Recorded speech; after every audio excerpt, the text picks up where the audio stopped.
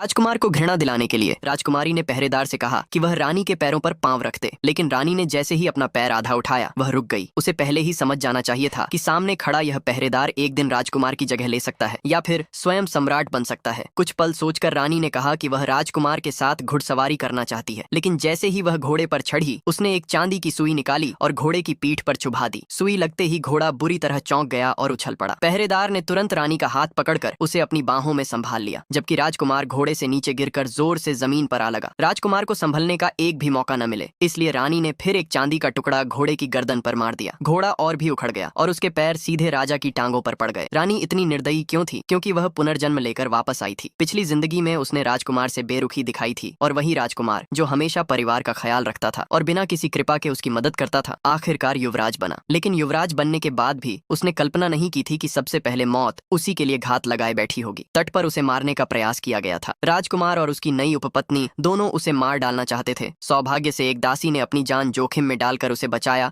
और महल से भगा दिया। लेकिन जब वह किसी तरह बचते बचाते जनरल के महल पहुंचा और पिता से मदद मांगने वाला ही था, तभी उसने देखा कि युवराज ने पहले ही सैनिक भेजकर जनरल